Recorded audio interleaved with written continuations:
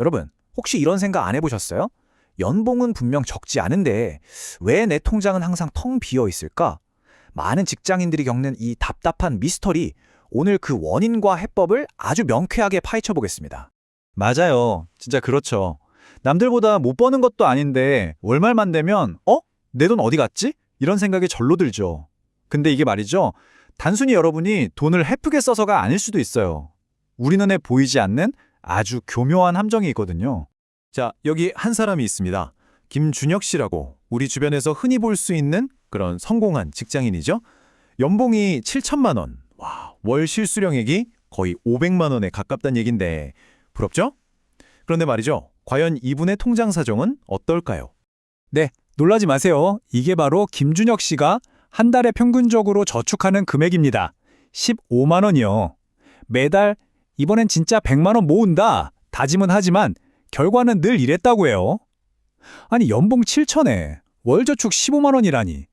도대체 뭐가 잘못된 걸까요? 사실 준혁 씨처럼 돈을 못 모으는 분들한테는요, 공통적으로 발견되는 4가지 숨겨진 구멍이 있어요. 지금부터 이 구멍들이 어떻게 우리도 모르는 사이에 돈을 줄줄 빼내가는지 하나씩 파헤쳐 보겠습니다. 첫 번째 구멍, 이름부터 좀 무섭죠? 바로 티끌 모아 파산입니다.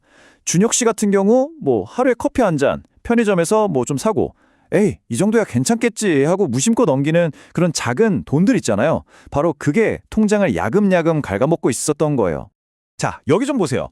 이게 진짜 흥미로운 부분인데요. 우리는 보통 5만 원 이하로 쓰는 이런 소액 지출이 전체 소비에서 한 10% 정도 될 거라고 생각한대요. 그런데 실제로는 어떻죠? 무려 65%를 차지한다는 겁니다. 와, 이 엄청난 착각, 이 인식의 격차가 바로 함정인 거죠. 보세요. 준혁 씨의 그 티끌들이 1년 동안 모이니까 어떻게 되나요? 카페, 배달 음식, 편의점 다 합치니까 1년에 거의 1,000만 원 가까이 돼요. 960만 원! 세상에, 연봉의 13%가 넘는 돈이 자기도 모르는 사이에 그냥 사라지고 있었던 겁니다. 이게 첫 번째 구멍이 얼마나 무서운지 보여주는 거죠. 두 번째 구멍은요, 훨씬 더 교묘하고 무섭습니다. 이름하여 좀비 페이먼트. 이번엔 연봉 9천만 원의 박수진 씨 이야기인데요.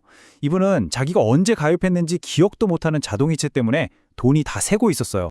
이 타임라인을 한번 보세요. 2015년에는 보험료, 통신비 합쳐서 한 17만 원. 이 정도는 괜찮죠. 그런데 결혼하면서 비용 추가되고 차 사고 대출 늘고 자기 개발의 구독 서비스까지 야금야금 늘어나더니 10년 만에 월 317만 원이 된 거예요. 월급의 60%가 그냥 자동으로 빠져나가는 거대한 좀비가 되어버린 거죠. 심지어 대부분은 제대로 쓰지도 않으면서요. 자, 세 번째 구멍은 우리 마음속에 있습니다. 바로 월급날의 왕 증후군. 연봉 1억 2천의 이동욱 씨. 이분은 월급날만 되면 한 달 동안 진짜 고생했다. 나를 위한 보상. 이 정도는 써도 돼. 이런 생각이 막 폭발하는 거죠. 공감하시는 분들 많으시죠? 많은 분들이 빠지는 함정이 바로 이거예요. 월급이 딱 들어와서 통장 잔고가 두둑해지면 순간적으로 나 돈 많네? 부자네? 하고 착각하게 되는 거죠. 그러면 이 정도는 써도 돼가 되는 거고요. 이걸 바꿔야 합니다. 어떻게? 월급날 되자마자 저축할 돈을 아예 다른 통장으로 옮겨버리는 거예요. 그리고 남은 돈을 보면서 이 돈으로 한 달 살아야 하는구나 이렇게 생각을 전환하는 거죠. 이게 핵심 전략입니다. 자, 드디어 마지막 네 번째 구멍입니다. 이거 진짜 한국 사회에서는 피하기 어려운 건데요. 바로 사회적 세금입니다. 경조사비, 회식비, 동료 선물. 거절하기 애매하고 안 가자니 눈치 보이고. 정수현 씨가 바로 이 문제에 발목 잡혀 있었어요. 체면 때문에, 관계 때문에 나가는 돈이 생각보다 어마어마했던 거죠. 여기 비교를 한번 볼까요? 같은 직급에 연봉도 비슷한 동료가 있어요. 근데 이 동료는 갈 건 가고 안 갈 건 안 간다. 이렇게 딱 자기만의 경계를 정해뒀어요. 그래서 사회적 지출이 월 30만 원 정도예요. 그런데 서현 씨는요? 거절을 못해서 90만 원을 쓰고 있었던 거죠. 월 60만 원 차이. 이게 1년이면 얼마죠? 720만 원입니다. 엄청나죠? 자, 지금까지 돈이 새는 4가지 구멍을 다 파헤쳐봤습니다.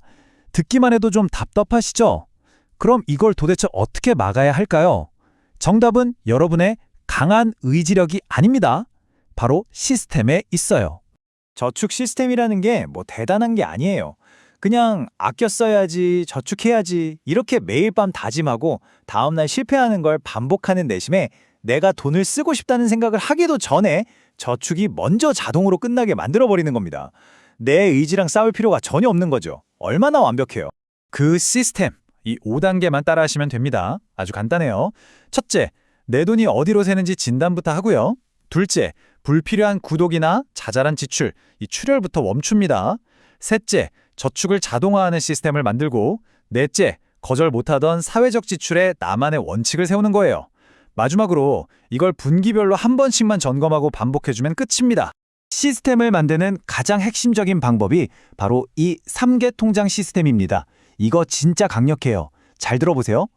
월급은 급여 통장에 들어오자마자 스쳐 지나갈 뿐이에요. 월급날 바로 저축 통장과 소비 통장으로 자동 이체되게 설정하는 거죠. 저축 통장은 체크카드도 만들지 말고 그냥 꽁꽁 묶어두세요.